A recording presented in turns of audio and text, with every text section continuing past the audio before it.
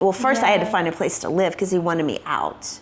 Oh, okay. So I had to find a place to live. I had to figure out how to make money, okay? And like it's almost like you just have to figure out how to eat. Like I need to know how I'm going to get food for tomorrow, okay? So if you go back and think about, thousands of years ago, people like that's hunter-gatherers. That's what they thought about. Like, how am I going to get? So I just was like, how am I going to deal with the necessities? Right. Like, how am I going to make money? Where am I going to live? Like, those were the two things. Okay. But everything out there, like people wanted me to get excited. I'm like, what do you want me to be excited about? Yeah. I don't know what I'm doing.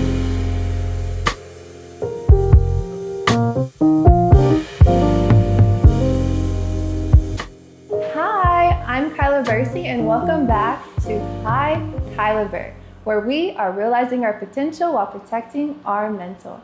Thank you for showing up today as I continue to invite you to feel real still. Feel all that you are, show up as your authentic self, and be present, because what better moment than right now? Today we are back in Memphis with a fellow Memphian, and she is a storyteller, a teacher who brings stories to life through photography, media marketing, and teaching others how to build their brands. We have Miss Sandy Adams. I am so thrilled to be here and finally to get to meet you in person. Yes, thank you so much for being on my podcast. And Sandy has just poured into me from the moment that we've met, and we have been connecting online. I'll start with how I met her and how we got to this point. Right. Yes, so one day, I was looking to build my network of podcasters in Memphis. And so I searched on LinkedIn, podcasters, Memphis, and here I find Miss Sandy Adams. She is the podcast host of The Fifth Quarter, as well as Sandy Adams Podcast. Right. That's right. And I reached out and wanted to connect to see if she was open to mentorship and just sharing with me some of her experiences. And the moment we got on Zoom, I just felt like I've been knowing her for... I felt the same way. It was just an instant connection. Yes. You just light up, and I Yes. just felt that.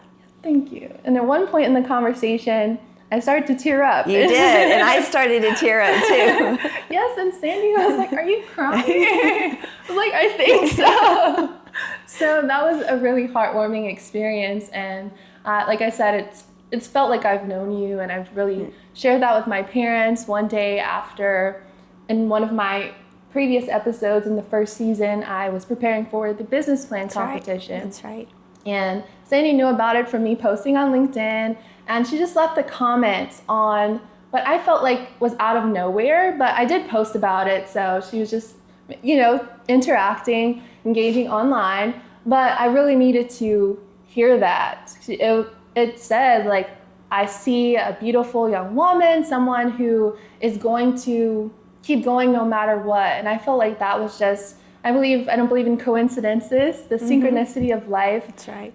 Tugging on your shoulder and if I could interject for just a second, ahead. The reason I posted that was not so much from what you had written in your post, but it came from our conversation we had, the Zoom meeting, okay? And then me just kind of already, like, I felt like I knew you, so I kind of felt like I knew what was going through your head. And I just thought that was the perfect time to kind of like build you up. And I could have sent you a private message, but I wanted to put it out there in that space because I think sometimes other people, especially women, need to hear things like that. Yeah.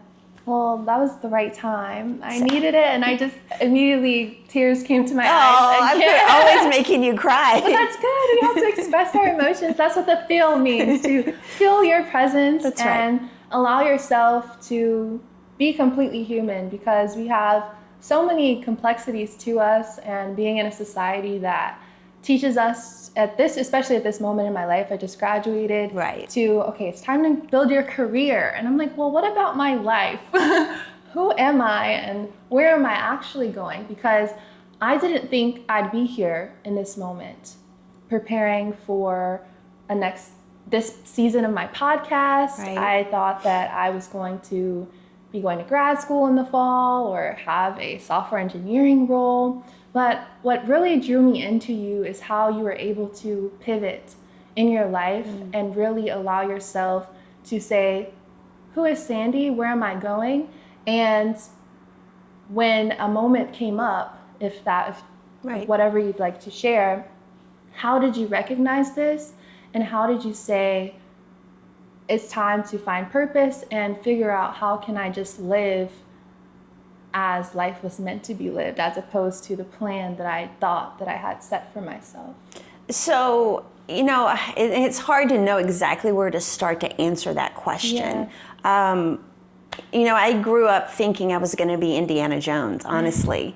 And I did my undergraduate in international relations. I started my master's in anthropology. I wanted to do archaeology. Memphis just didn't have it at the time. And I went back to work and I switched my master's to education to teach high school history and government. And that's what I'm certified in. And then reality, you call to get a job and they tell you you can't coach you can't teach unless you coach a sport. Because there were no open history positions because they're all filled mostly by coaches. Nobody told me that. I didn't recognize that. Nobody told me that in the 5 years that I went to grad school. And I did part of my student teaching overseas to have that leg up to get that job. Who knew I needed to learn how to coach a sport?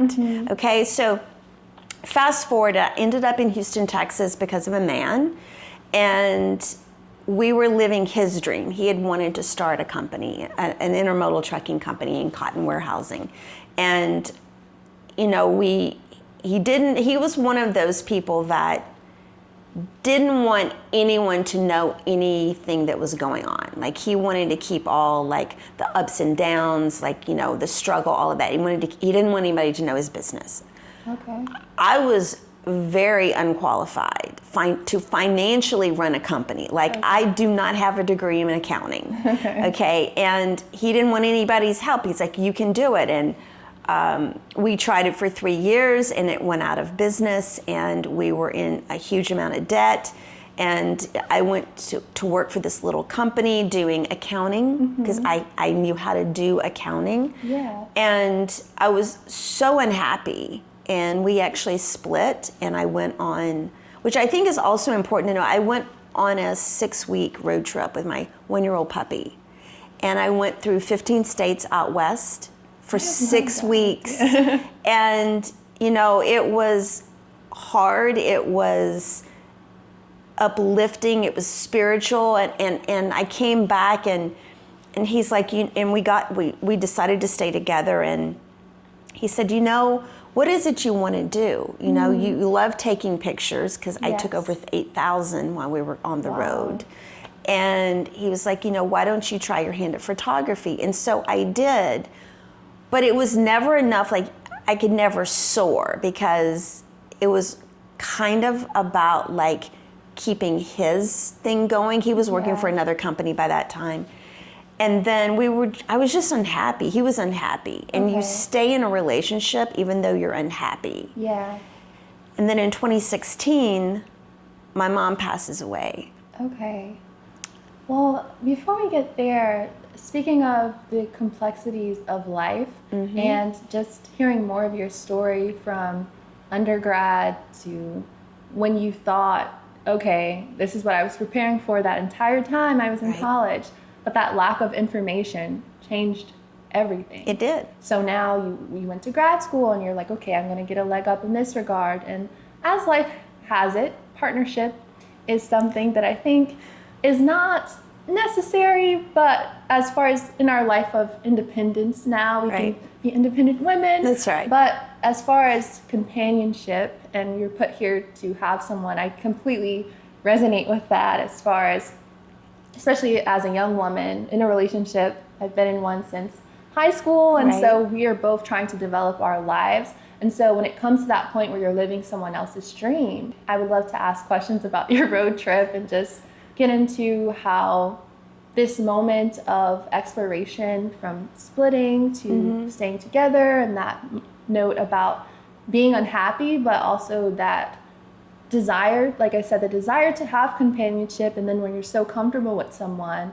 especially when you may be older, I've heard plenty of stories where like, we're just stuck together now. So, and I think it's also really easy to look back with really great vision. Okay? Yeah. But when you're in that situation, it's not the same thing. And people have asked me, they're like, why did you stay? Well, one, I loved him. Was I in love with him? No. Okay. We were engaged to be married, but we never like made that next step to get married. And when we talked about it, I didn't have that. I didn't feel like, oh, I should be feeling like this great feeling that I want him to be my husband, and it really is, it's easy to look back.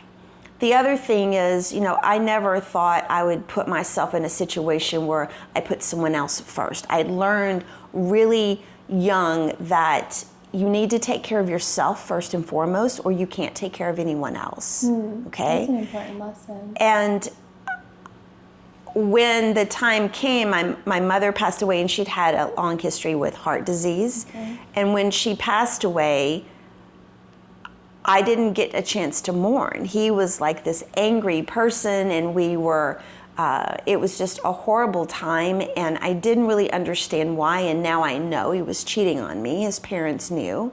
Oh. And, when I found out, suddenly my entire future, whether it was good or bad, what I saw in the future was erased. Right. So before you got to that moment, when you were living his dream, like you said, you were raised to say you can't take care of anyone else if you're not okay. That's right. And so I would just love to know what were you experiencing during that time, from going through this shift, because I've openly shared through my first podcast, like, I don't know what I'm doing. This is scary. I thought, and mine was a little more, I feel like it was more spiritual, like maybe God or the universe, whomever you like to ordain as that, put me in a different path than I was set on, that I thought that I had planned for myself. So here I am now trying to listen to my inner voice, what feels right. And so for you, how was that, being that you were raised this way and you were living someone else's dream? How did you take care of Sandy during that time, and what was going on in your life? It was really hard. We were in business for 3 years, and I'll be perfectly honest, you didn't have, like, our business, we had to grow it so quickly because we didn't have any funding. So by the third year, our sales were $9 million. We were taking care of the largest single sale of cotton in U.S. history to China. That was back in, back in 2006. Yes. We had 5 warehouses running 24/7, 3 in Dallas and 2 in Houston. Like, you didn't have time to think about anything. It was just business. Our employee payroll was like $85,000 a week. Our driver payroll was like $120,000 a week. Okay. Our warehouse rent was probably $75,000, $100,000 for the month. And you're just trying to survive. And by the third year, I remember, like, I'll be honest, I was under so much stress. I was dry heaving every morning. My hair was falling out. Like, you just don't have time. All you're thinking about is how to make sure you don't go under. Oh. And my worst fear was what's going to happen the day that I can't make payroll. So it wasn't even thinking about anything else. And those are some things that I haven't necessarily shared because it was a really hard time in my life. But there are times when you just don't have, like, you're not thinking about anything else because you just don't have that capacity at the moment. You just don't have that mind space. Okay. So, yeah. And I feel like, thank you for sharing that, because I know that this is another podcast. We'd say, well, how did you build the business? But it's not about, because that's not the right way. That is amazing. I'll tell you, not the right way. Well, still too, just off you saying we reached 9 million by the third year. But then underneath that, when you look at that, what was actually happening behind the scenes, you all were just trying to survive. Just trying to survive. As individuals, maybe as you've shared within your relationship, but also... There was no relationship because we were literally trying to survive the business, like trying to just, that's all we ate, drank, slept, everything. And there were times when, I remember one weekend, my ex, he didn't sleep for 48 hours straight. We were trying to get all these loads of cotton out. They had to be at the port to get onto the ocean. And he was trying physically to he was driving the forklift. Everything. It was really hard. So when you got to the point of, we can't do this anymore, was it because it was just too much? No, we ran out of money. Ran out of money, okay. And funny enough, it was Pearl Harbor Day, 2007. Didn't have the money to make the electricity payment. All the electricity was off in the warehouse. We had drivers that were still driving and picking up stuff at the port to bring it back to the warehouse, and they were using their own money to buy the fuel, and some were just waiting to find out if we could find somebody to buy the business. And and the thing is, what I realized was the thing that I feared the most, and I use this now too when I do coaching, the thing that I feared the most, which was running out of money, came and went, and I didn't die. I woke up the next day, life went on. Okay. My worst fear happened. So what I tell people a lot of times now is, if you're scared of something, think about what is the worst thing that can happen. Okay. And if you're okay with that, then do what you want to do. What is the worst thing that can happen? In a lot of my coaching sessions, I have people that are literally just afraid to reach out to someone they don't know. Literally. I giggle because I do that all the time. I know, I do that all the time now too. They might not. But skilled professionals with multiple degrees that have years of experience, and they're like, it terrifies them to reach out to someone they don't know. And I said, what's the worst thing that can happen? And they're like, they don't respond. And I said, if you can live with that. Yeah. But everybody has a different fear. Mine now, my threshold now is so much higher. Yeah. Because I've gone through so much. Right. And you were able to... I survived. In the way that you saw that, okay, it happened. That was out of our control. That's right. We can't go back and change it. Can't. And life moved on. So moving forward, around what year did you all, so this is 2007? 2007. Okay, and then from there, is this when you picked up photography and you all? I had already been doing photography when I lived in Memphis, just not very much. And when our business went under and my ex got a job with the company that took it over, I wasn't really happy, and I took a job to help us pay the bills. And then, one day he's like, we're both miserable. Why don't you try photography? And I said, okay. And, I started putting that, and I creatively, that really fueled me. Yeah. And I had spent so many years in corporate America. Okay. That I'm really a creative person at heart. I was really good at my job in corporate America. And there were people that knew me in corporate America that they were like, I can't ever imagine you as a creative. But now there are people that are like, I can't ever imagine you running a warehouse or dealing with truck drivers. And I'm like, I was really good at it. Yeah. Okay. I have that corporate voice and I have the creative voice. But, so in 2010, I quit my job and I had gone on that 6-week road trip. I came back and started trying to figure out how to build a photography business. Okay. And, that, for me, that's kind of what made me happy in some aspects. Enough where I just, I'm like, we're just going to keep working at this, Yeah. I've committed to this relationship, and I'm just going to, this was what was giving me happiness. Yes. So in finding happiness post-business, going under the ground, 2007, the road trip, and here you are back in in a new situation that allows you to be more creative. How did this shift? You said happiness, but I want to know what was going through your mind. What was your internal self-care?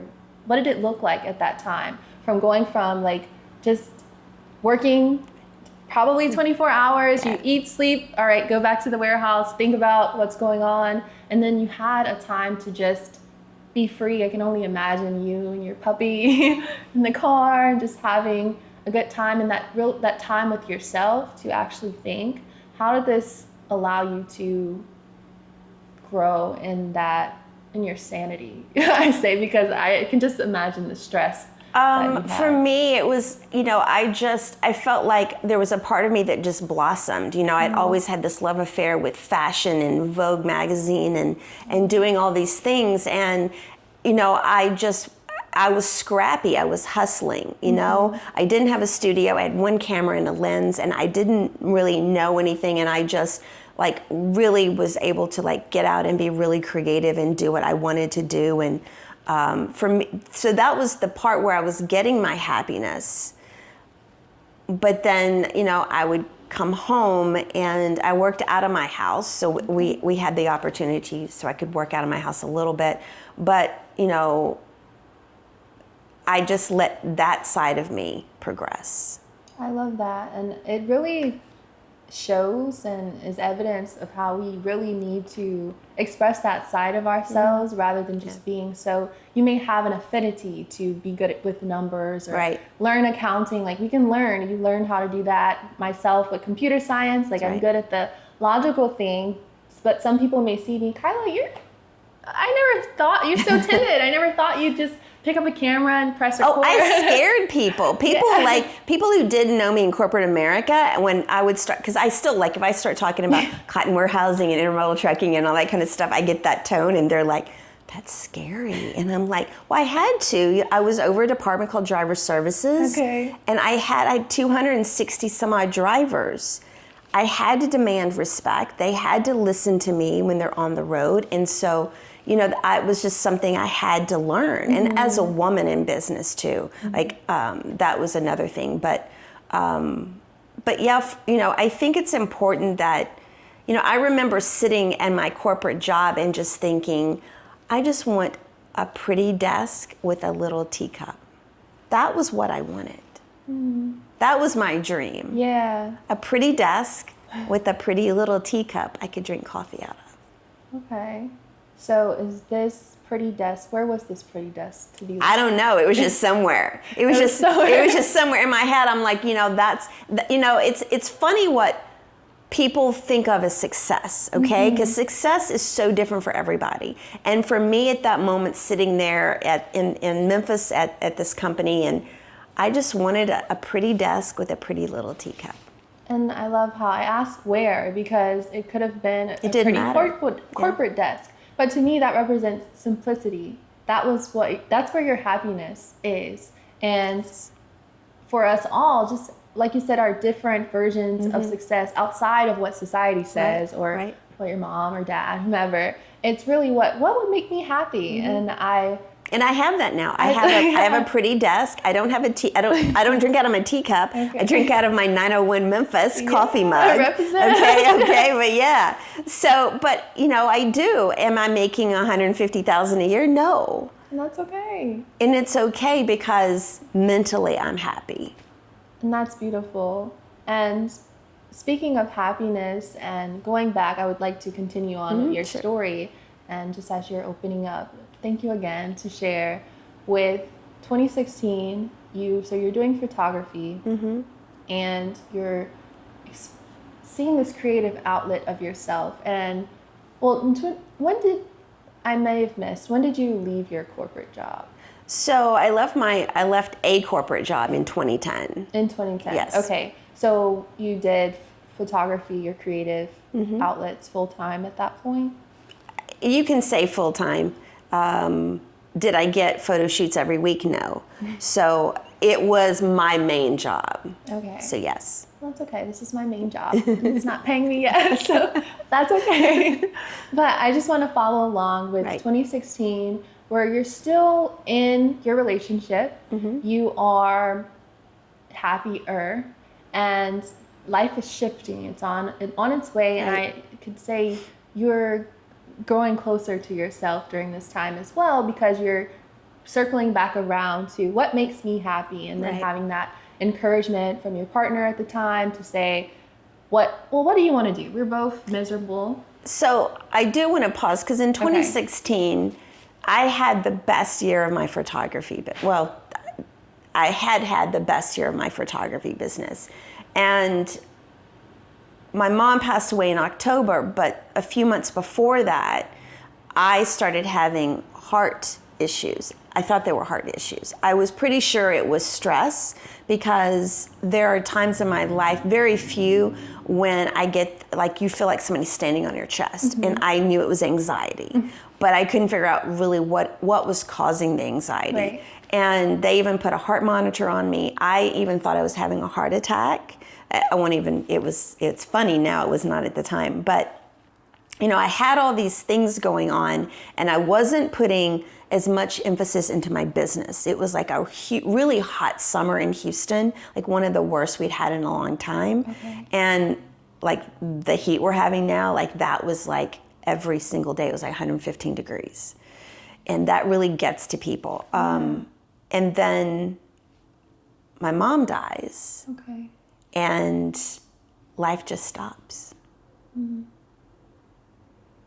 just stops. And, then I find out all the things that else are going on. And, I wake up one day and my future has just been erased. Right. So I know your mother was a big part of who you are today, especially raising you up. And I just understand that it doesn't get easy, no matter how old you are. It doesn't. It's because it's your mom. And so at that moment when life shifted for you, you mentioned before you didn't even have time. I didn't have time to grieve. And so I wasn't allowed the space to grieve. Right. So at that time, how did things, in whatever way you'd like to take the conversation, but what I'm really driving at here is in that moment, and completely resonating with your anxiety as well. I'm 21 and I've been to the emergency room where they put EKGs on me, and they're like, girl, you're not about to have a heart attack. And I'm surprisingly though, because my cardiologist, I'd actually photographed him for the Heart Association. But the day that he told me, like I came in, they'd done photographs of my heart. I'd done the nuclear stress test, everything. I come in and he's like, there's nothing wrong with you. And 2 days later, all the pain stopped. Okay. So it was a mental thing. Yeah. It's a mental thing. So at the time, you said, going back to your mother before we go into just this complete rock bottom moment where you're like, well, to say bluntly, well, dang, what's next? Funny enough, like her dying, that wasn't the moment for me that was rock bottom, because I was processing it. Yeah. And then I go back to Houston, and then he and I are arguing like horribly, and I don't have time. I'm taken out of this. So it's almost like, my mom lived in Tennessee and I lived in Houston. So it's almost like I didn't have time to even like grasp it, and so we go through Christmas, and that was horrible. And then in February of 2017, I find out he's cheating on me, and then he moves out, and I literally wake up one day and it just all hits me.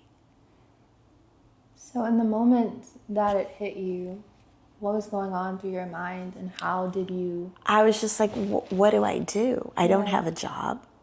I don't really have a business. I don't own anything except my computer, my camera. Like, what do I do? And I make jokes about this. I had 3 dogs and a cat at the time. And, they don't care. Pets do not care if you are feeling bad or anything. Like, they want to be fed. And so that was really the only thing that got me out of bed. I'm not a person that's ever been, like, I don't like to be down. I don't like to be depressed. And, you know, they force me to participate in life every day. They force me to get up. And, you know, I just didn't know what to do. One, I had to make money. Well, first I had to find a place to live because he wanted me out. Oh, okay. So I had to find a place to live. I had to figure out how to make money. Okay. And like it's almost like you just have to figure out how to eat. Like I need to know how I'm going to get food for tomorrow. Okay. So if you go back and think about, you know, thousands of years ago, you know, people like that's hunter gatherers. That's what they thought about. Like, how am I going to get? So I just was like, how am I going to deal with the necessities? Right. Like, how am I going to make money? Where am I going to live? Like, those were the two things. Okay. But everything out there, like, people wanted me to get excited. I'm like, what do you want me to be excited about? I don't know what I'm going to do. Yes. And so people always want you, they want you to have a plan or anything. And sometimes you just need to like take into account, like, I just want to get through today. Yeah. What am I going to do tomorrow? That's my big thing. Yes. And that's where life comes to when you are in those low moments. And for someone who has, it sounds like you found that internal happiness and figured out, well, how am I gonna just be with myself? I may not be the happiest in my situation. You did share your mother was struggling with heart disease, and then it kind of just rapidly declined. And so when you didn't have time to make space for that, then you find out your husband's cheating, he wants you out. And here you are now, like, in one day, your future is gone. And so when you were in those moments, those low moments, to say, I can't sit here, did you allow yourself to feel those low moments at times? Or did you just say, well, it's time to eat? Like, I don't have time for this. I just have to figure out what's next. Mostly that, because, like, I didn't have any answers. You know, I had questions, but I didn't have any answers. And my brother and sister, they live in Boston and Omaha, and they wanted me to like move there. And I'm like, I don't like cold weather, so that's not an option. You know, I thought about moving back to Tennessee, but at the time I'm like, what am I going to do there? And so I just decided I couldn't even get a job at Starbucks or Barnes and Noble. Like, they wouldn't hire me because I was too overqualified. I'm like, I just need a job. Yes. Like, I just need a job. Yeah. I couldn't rent any place. Okay. Because I didn't have a steady job. So there's a lot of things people don't think about specifically for a woman. And I don't like feeling helpless either. And so I just decided, okay, I might as well put my life back into photography and just really, like, you know, go all out and do that. And I did. But I also made sure that I need to find a job because I may not have photos, like, that's not guaranteed. Right. And so, you know, I just started slowly putting a plan together of, I need to have multiple incomes. I need to figure out, like, what am I going to do? Like, where am I going to live? Figure that out. You know, how am I going to get through this year? Okay. And so for me, it wasn't so much about planning for the future. It was, I'm just trying to, like, plan 2 weeks out, a month out. Okay. You know, and I had been so unhappy for 12 years. Waking up every day just unhappy in general, and anxiety and stress. And I was like, I don't want to wake up like that anymore. Like, I don't want to wake up. And the funniest thing, and people laugh at me, was I discovered French press coffee. Okay. And I know people are going to laugh, but for me, the simple little routine of making the coffee in the morning, and I use chocolate caramel creamer. The simple task of making that just seemed to settle me. And I know that's weird, you know, but for me, that little bitty thing, it just started, like, setting my foundation. I rarely, if ever, can remember waking up in a bad mood in the past since 2017, 2018. And this was due to your routine and due to my routine and just saying, you know, I choose to be happy. I choose to be happy. I choose to be happy. I think that as we get older too, we understand that we don't have to put up with a lot of crap. Okay? Okay. Yeah. Yeah. There's things you don't have to put up with. I don't have to like placate people so it'll make them feel better. It's not about them, it's about me. And so, you know, that's something I had learned in college was don't have people around you that bring you down. So that's something I'd already learned and was pretty good about that. Just needed to remind myself a couple of times, but that's okay. But, you know, I just was like, it's okay. It's okay if I don't have a plan for next year. It's okay. I just need to eat. I need to take care of my dogs and my cat.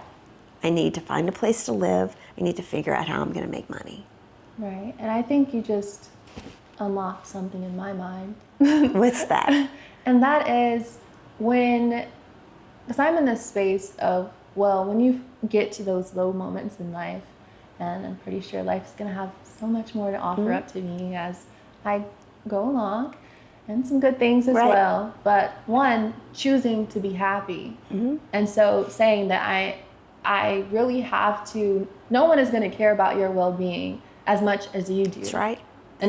Like it may benefit them for a moment to make sure you're okay. But once they have to get to a point that you were at, they're going to ask themselves, well, I have to take care of me now. That's Sorry. Right. So when you make that decision to choose to be happy, it's like my mind just was like, wow, something just came into focus for me. And when you didn't stay there, because my dad would say to me, I'm like, Dad, well, I don't want to go to class today. Like at my school, my life has been school most of my life. Right. And so in college, you're kind of learning to be independent. And he was like, well, it's okay to have those low moments, but don't stay there. That's right. And you didn't stay there.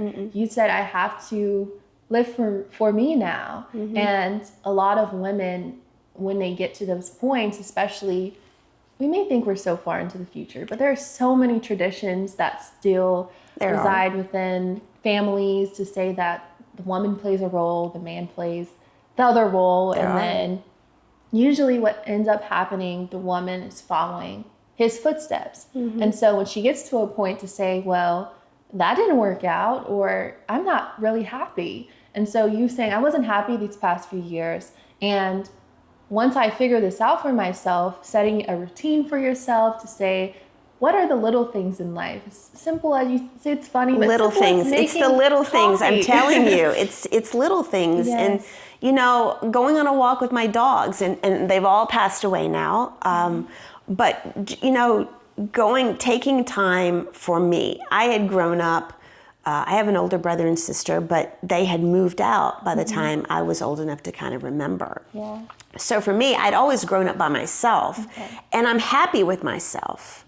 And, you know, I realize not everybody is like that. They don't have that luxury. I also know that I grew up watching my mom. My mom did not have an easy life, but she just got up and did it anyway. She had to do it. So for me, I don't like laying around and feeling sorry for myself. Like I do not allow myself to do that.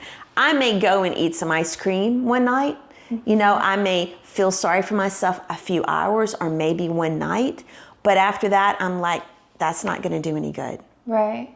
Because one thing that I've been saying lately is to keep showing up in whatever regard, in the literal sense of this setting, but also just waking up every day. My morning routine, I have to make the bed wherever I am. I remember going to a conference and I stayed in a hotel room with some girls from other universities. Right. And I made the hotel bed. And they were like, do you know that they're going to come and I do the same thing. And I was like, well, that's just part of my routine. And that's what makes me happy. I look forward to coming back and sticking to something that keeps me in alignment, but also allows me to look forward to. Like it's just automatic. So you looking forward to your morning cup of coffee or... So I do want to interject, because I do want to say something that I've realized was that the lowest point of my day is first thing in the morning.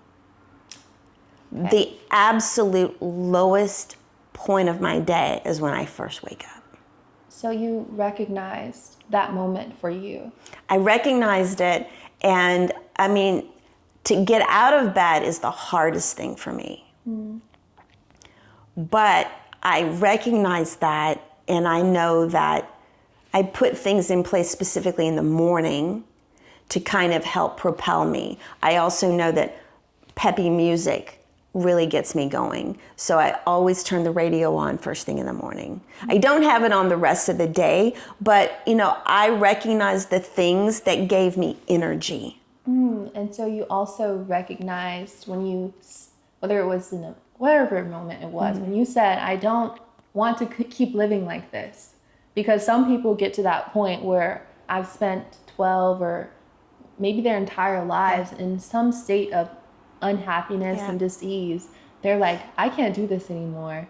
And they stay there in that moment and may not know how to escape and regroup to say, well, hey, let's have some ice cream now. And it doesn't have to look like that simple thing, but it can be as something as allowing yourself to feel, but also saying that I got you. We're gonna be okay. And so that's what you did for yourself. And I'm glad you did interject, because you said you recognized the moment for yourself. Maybe these past few years, every morning, it is still the hardest. Yeah. And so, but still you have that routine to say that you learned yourself and you learned what could help you get to this level. And I really want to allow you the space to share as well, because you had to be with yourself again after leaving your relationship, and just how challenging that can be. Because I know like you said, you didn't have answers to anything, but you still had to keep living and move forward from what you were used to, because that future that you had in mind and you'd committed to, whether it was happy or you had your slither of happiness. It was the future I had seen. That was so Right. So when you no longer saw your future and you stopped living for it, do you still continue to live in the present and allow yourself to just, I'm sure you're in a completely different position now with yourself, but do you allow yourself the freedom to think ahead? Or do you say, well, since I've been in this space before, I'm just gonna...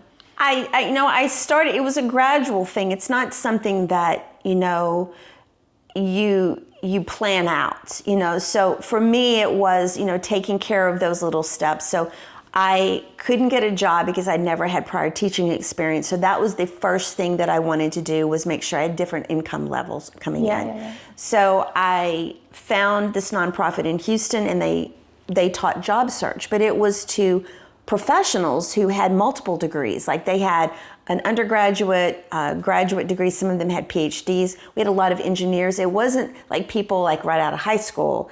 We were teaching people who'd been laid off. Even though they're so smart, they didn't know how to get another job. They didn't know how to network. They didn't know how to set up a LinkedIn profile. They didn't know any of that. And what I discovered at the first few weeks was that I wasn't teaching job search. I was teaching mindset. I was teaching motivation. I was teaching encouragement, empowerment. And that's when, I had been so quiet and so private about everything that had gone on in my life, just because I just wanted to be still. And when I stood up in front of the class and I would listen to these men and women who had just lost their job, who were miserable, didn't see a future for themselves. And I remember the first day I shared a story about, what I'd gone through. And I did it, and I said, and I got a little emotional when I was telling it, and I said, if I'm standing here in front of you, you can do it as well.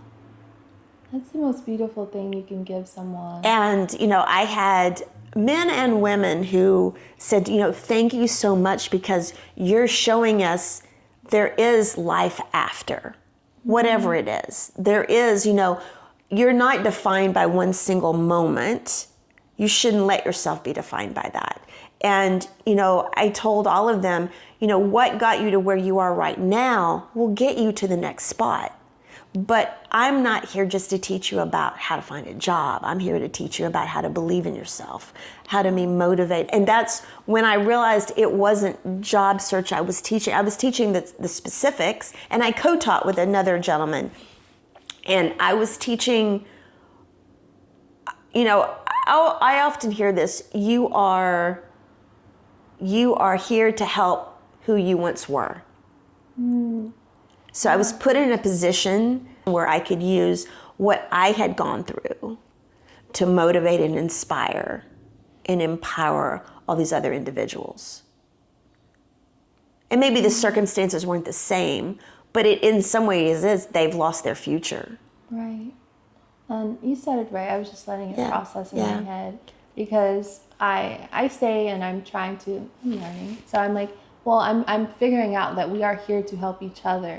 But when you say who you once were, that adds that extra mile to it, because when someone can see themselves in you, like having that reflection to say, wow, you were okay, you're okay. And it's not that you were okay when it happened to you. But I wasn't on the floor. I wasn't sitting in the shower crying hysterically with my dogs looking through the shower door. It gave them hope. Right. I was their hope. And so in a way it was teaching them that this is what you can see. You just have to go through the dirty part for just a little bit. Find yourself. The other thing I learned, I taught for them, I taught for 2 years before the pandemic hit. And then I moved back to Tennessee and I taught virtually for them. I always used to start off class by telling them, well, not every time, but I said, I want you to be thankful for where you are right now. And they're like, you want us to be thankful because we're unemployed? And I said, yes, because you're given an opportunity to recalibrate.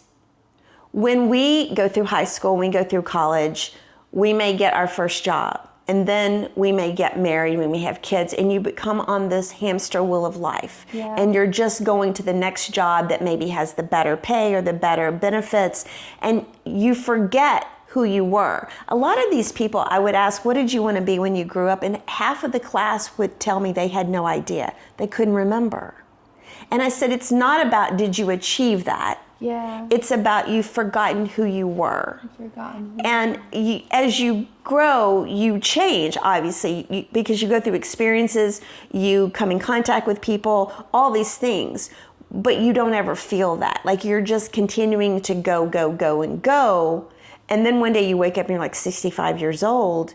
Are you happy? Are you miserable? Am I happy I went through all that I went through in Houston? Not. No. For a long time, it was hard for me to talk about it for a multitude of reasons. I'm still not okay with it. But what I say is, if I had stayed in Memphis and not gone through that, I would not be sitting on this couch with you right now.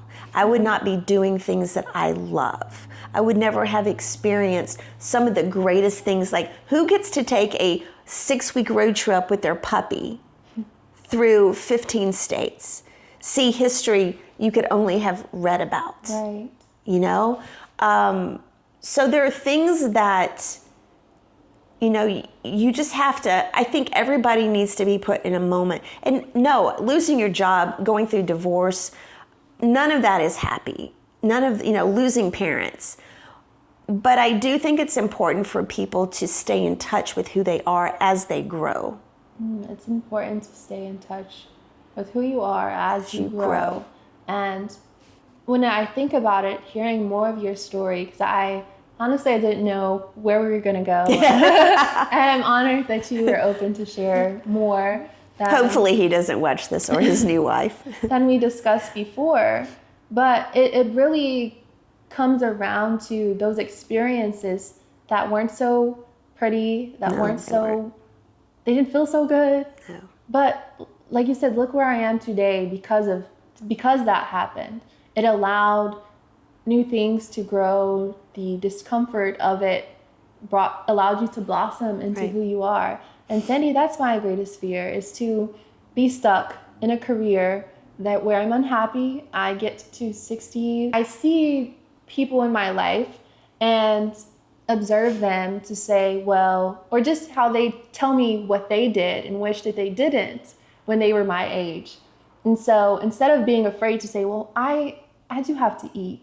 I do. Right. I do have to figure out eventually how I'm going to sustain myself. But this is less scary. It is scary to put myself out there on the internet and say, who's going to watch this? Or no one may click on the video. But if I know that I'm happy, I love what I'm doing, then I just hope that everything will fall in line. And here I am now listening to you and asking myself, not the greatest fear in the context of like, if it does happen, I will be okay after. But if I don't take the path of fulfillment now, then when I get to a later moment in my life, I don't want to have regret. So let me say this. We don't always know ahead of time what path to take. Yeah. I am from the firm belief that I have learned so much by everything that I've done. Working at a trucking company taught me more about life and how to do business and how to show up every day and how to feel stronger than anything else could have prepared me for. Okay. What I do want people to get out of this is don't be afraid to try something. Because, I don't want people to go, well, I don't know if that will give me fulfillment, so let me go look for something that I know will give me fulfillment. Mm-hmm. Don't analyze it ahead of time. Mm. I think that people don't necessarily take opportunities that are put in front of them because they try to pre-qualify what's going to happen. And let yourself take those opportunities and see what happens. I mean, if I go back and look at some opportunities, I would not probably have taken them if I sat there and tried to pre-qualify them. Mm. I think that it's another way of hiding when you try to do that, because you're trying to make it, people are trying to make their life be perfect as they go along. I don't want to make a misstep. Yeah. But sometimes the missteps are what bring you to the biggest fulfillments. So within the missteps, I feel like you're talking to me. I'm receiving it though. Because there's a lot of people out there, and I would say a lot of young women that don't want to mess up where their parents did, or don't want to do things because of what they see and hear other people doing. Yeah. Be more open to opportunities and see what happens. Be more open. Okay. I will receive that in the way that I do try to. It's kind of weird because I don't know. Mm-hmm. Like you can't know. I don't know where this platform could go. I don't know what a job that I applied to where it could take me. Exactly. And so I'm kind of easing my way into certain things, but I also have to ask myself, what will make me happy? So it's like I'm trying to find happiness, but at the same time, it's hard to pre-qualify what will make you happy also. Yeah. Okay, well, I'm going to sit with that one. Because I never thought, taking that job for the nonprofit in Houston changed, it opened up so many things, and it made me realize I love motivating people. And now I can look back and see, even as a child, my neighbor, he had gone through throat cancer, and I was probably 4 or 5 years old, and they babysat me a lot. They were probably in their 70s. Okay, and they didn't have any toys, and I found his little books that were teaching him how to use the thing on his throat. Okay. And up until then, he had not wanted to try to talk. Okay. And I'm a 5-year-old kid, and I was very bossy. And I got the books out, and I'm wanting to play school with him. Oh my goodness. And he wanted to please me. Yeah. And then when he passed away, his mom told my mom he only learned to talk because I was pushy. Because he wanted to please this little 5-year-old girl. And so then, I look back at certain things in my life and I'm like, it was always there. I just didn't know it. It was always there. Okay.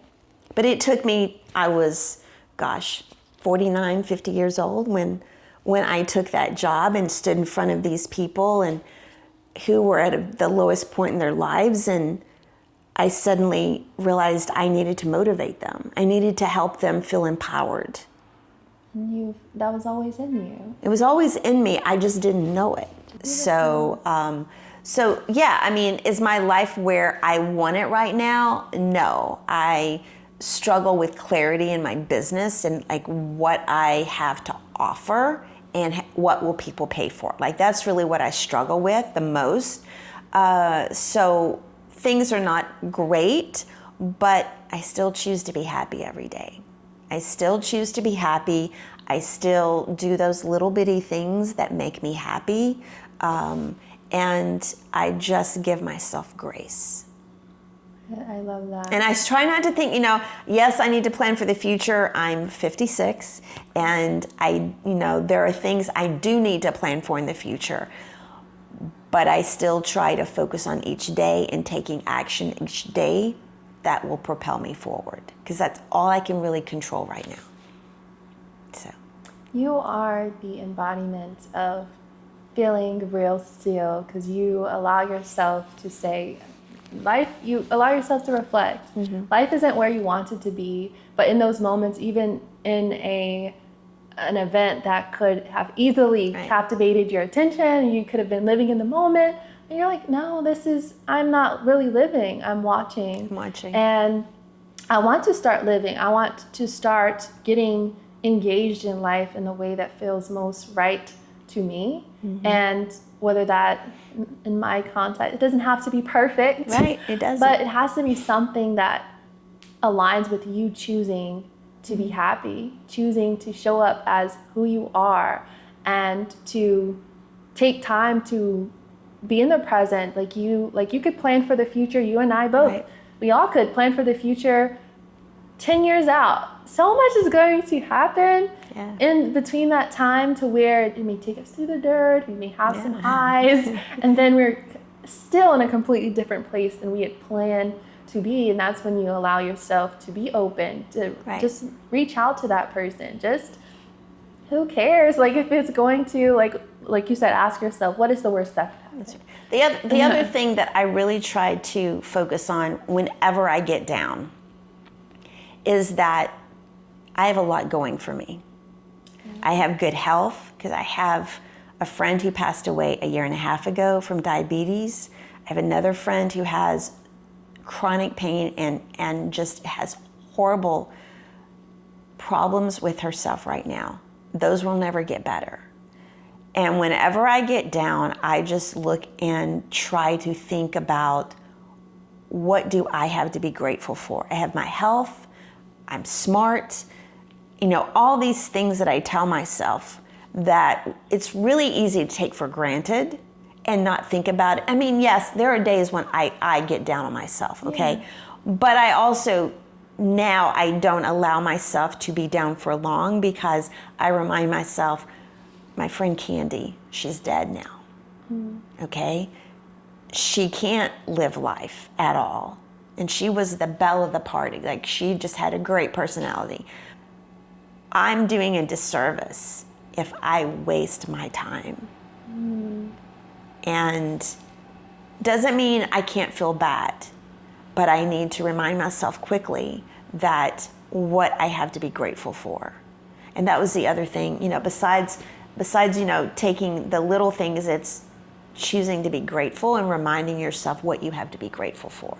And that was another reason. If we go back to the very beginning for the LinkedIn post, it was reminding you of what you have to be thankful for, what you have to be grateful for, and what makes you special. Well, thank you for that. So. And revisiting that moment, it was very needed at that time, and just choosing to be happy and choosing what to be grateful for, because we do have a choice to think on this side or the other side. It may not always feel good. You may get down on yourself, but you're like, okay, well, let's go. Like, not immediately, not the grind mentality behavior, but more so that I still have a life in front of me, and you have a huge life in front of you. Thank you. You too. And I wouldn't have guessed you were 50s. I wasn't going to ask. And I was like, maybe she's like in her early 40s or something. I don't know. But you look great for your age. You're just truly a beautiful person. Well, thank you. I appreciate it. I will compliment you there. It's my mom's DNA. That's what I'm going to tell you. That's what I tell her, right? It's my mom. My mom had good DNA. I love it. Well, getting into the end of this episode, and like I shared before, just giving people a glimpse into who is Sandy Adams, how are you taking care of yourself, and where have you been to help you get to where you are today. So thank you for sharing. You're welcome. With me and opening Thank you for having me on today. Of course. I'm glad we can finally meet in person. This is our first time meeting in person. I know, right? Yes, but like I said, it feels like we've just been acquainted for so much longer. It does. And I also, before we close, I want to allow you the space to share anything you'd like, anything exciting you have going on in your life. You'd like to plug yourself in. Just, you can look there. I'm kind of taken aback by that. I should have been prepared for that. I do have a podcast called The Fifth Quarter. I started it last summer with another gentleman, former Harlem Globetrotter, holds the world record for the highest dunk still after 20 years. Wow. He had to step back. He's a former Memphis Tiger. He had to step back for life and everything. It's hard to record an episode once a week, and he lives in D.C. So I, strangely enough, didn't expect to love the podcast as much as I did and do. Like, I really love doing it. It goes back to, it's about, all these athletes who've lost their careers, either by choice or taken away from them, or, injuries. And much like my job search classes, it's about career transitions. It's about the ups and downs of life. And I've just found so much excitement and joy in hearing about all of these people's lives, their journeys, and all of that, and just meeting great people. And that's been a really great surprise. So it's the Fifth Quarter Podcast with Sandy Adams. The other thing is I'm working on an online course that I'll be teaching, either live or recorded. I'm not sure yet. It's something that I've kept putting off because I like the coaching part of my business, but I also know that I am a teacher at heart, and I have so many ideas around courses, and so that's going to be coming soon as well, and I'm going to be offering that up. I would love to teach it live for several weeks, but a lot of people prefer recorded, so we'll see. So that's I'm working on right now, so two of those things. So if you want to find me on Instagram, it's official Sandy Adams, and then I'm on LinkedIn as well. Yes, and you all should really check out her Fifth Quarter Podcast. Yes, absolutely. I've listened to a plethora of episodes, and she's just having amazing conversations over there. Yeah, it's just been, and I hate to say it, I love it when people get emotional, like I've had several people, but it's just been really, I found joy in something I wasn't quite. And when Michael decided he had to step back and not participate anymore, I was like, I'm not an athlete. Why are they going to talk to me? But at the same time, I realized it's still about career transitions. And it's something that I think, whether you're an athlete or anybody else, and that's kind of how I project it, is these stories are relevant to anyone, whether you're an athlete or not. I mean, the lady I had on today's new episode, Paige McCormick out of the University of Louisville, she went through a horrible, she swam almost an entire year with a really bad tear in her hip area and ended up having surgery, couldn't walk for 5 weeks, and her recovery process, and then her decision to retire and not go pro. But just, those type of just resilience, whether it's from injury or their job is taken away, or, they're not good enough to go pro. Like in men and women, it's just been I enjoy being allowed to hear those conversations and have those. Well, I'm going to go listen to that episode after this. And if y'all are interested, y'all can go over there. That's right. The Fifth Quarter Podcast with Sandy Adams. Because there's a ton of fifth quarters out there. Yes, there are. And her online course, the official Sandy Adams. And so, again, thank you so much, Sandy. You. And we'll see you next week. Thank you all for watching today. We've had a high caliber conversation. That's right, we have. Here on Hikylabur Podcast. So I'll see you all next week. Bye. Bye. Okay.